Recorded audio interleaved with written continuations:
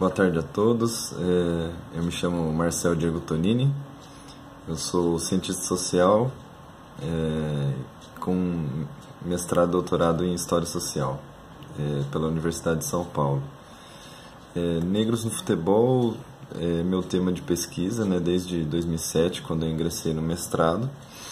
Eu fui orientado pelo professor Seb e trabalhei, obviamente, com os procedimentos metodológicos da história oral, particularmente com o gênero de história oral de vida.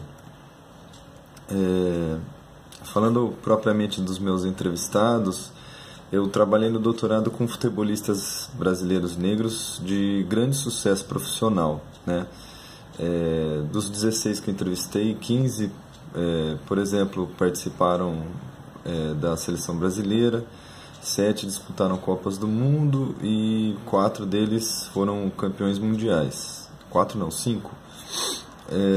Portanto, eles são tratados e se veem como personalidades, celebridades. Concedem muitas entrevistas para jornais, revistas, sites, além de alguns deles trabalharem propriamente no jornalismo esportivo. Alguns deles têm biografias publicadas ou mesmo fizeram a própria biografia.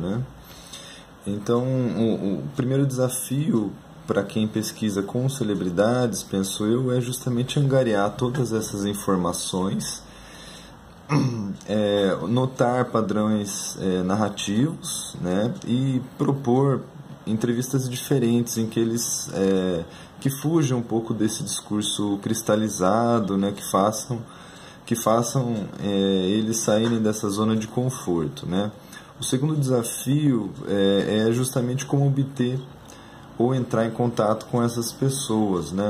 No meu caso, eu utilizei de sites oficiais deles ou de empresas deles, assessorias de imprensa dos clubes ou de ex-clubes, assessoria pessoal, empresas que prestavam esse tipo de serviço, as redes sociais também e uma lista de telefones que eu obtive de alguns colegas. Neste momento do primeiro contato, era muito importante usar poucas e apropriadas palavras, me apresentando minha pesquisa, deixando o tema claro, de antemão.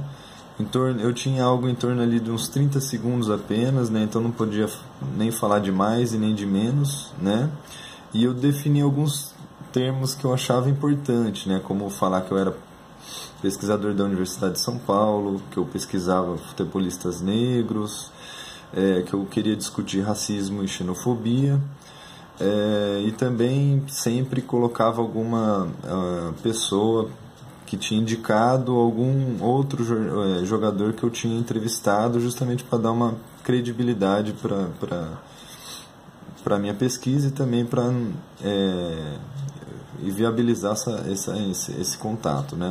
O objetivo era justamente não ser descartado de antemão, simplesmente.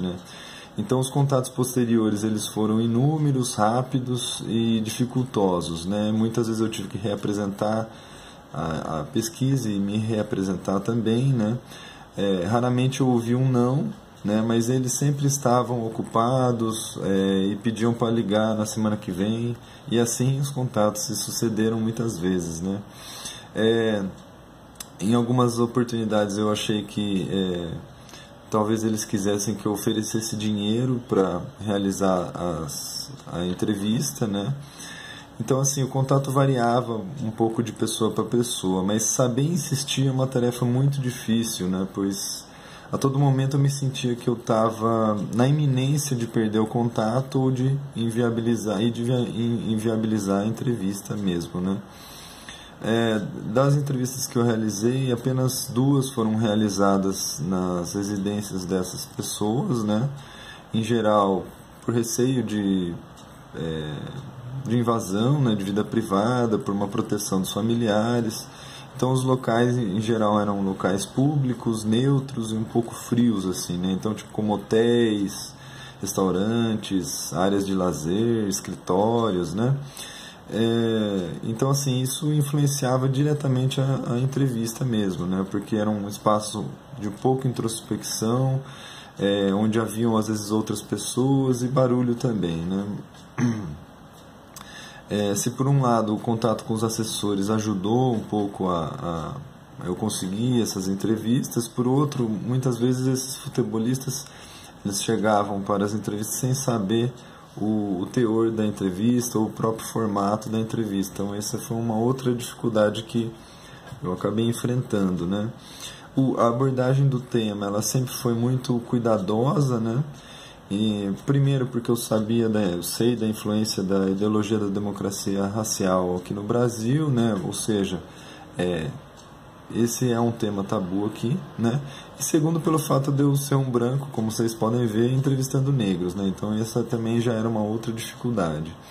A intenção era justamente que os entrevistados abordassem esses assuntos e narrassem livremente a própria trajetória de vida profissional, né? De maneira espontânea, né? Então abordando esse assunto espinhoso e escorregadio ao longo dessa narrativa, né? Em alguns casos eu tive que me valer de outras estratégias, né? Então, como eu sempre estimulei que eles falassem das origens até a ida ao exterior, então nesse caminho às vezes eu acabava pedindo maiores informações sobre dificuldades enfrentadas na integração social, as diferenças culturais entre o Brasil e esses países de destino, né? E as relações pessoais construídas, né, no exterior, fossem por eles ou por familiares, né? Ou seja, ou nos clubes e também na vida cotidiana, né? Então o resultado foi excepcional, assim, quase todos relataram casos de racismo no futebol e na sociedade, ocorrido com eles, colegas ou com os próprios familiares, né? Em relação à pós-entrevista, com exceção de uma oportunidade, todas as demais foram entrevistas únicas, né? Então, assim, por conta disso, eu não poderia, com o tempo eu percebi que eu não poderia chegar nessas entrevistas sem uma carta de sessão, né? Embora esse não seja o procedimento indicado, né?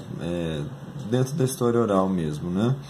Eu não estabeleci, portanto, nenhuma relação de colaboração, né? Nem, consequentemente, de validação desse texto transcriado, né? Então eram simplesmente momentos únicos que eu vivi ali. Então, assim, com personalidades, eu penso que falar em colaboração é um utópico, né? Então, assim, isso não aconteceu, pelo menos essa foi a minha experiência, né? Eu agradeço a oportunidade, espero que esse vídeo ajude vocês a debater melhor aí nesse encontro com a Marcela. Um grande abraço, à disposição, Marcelo.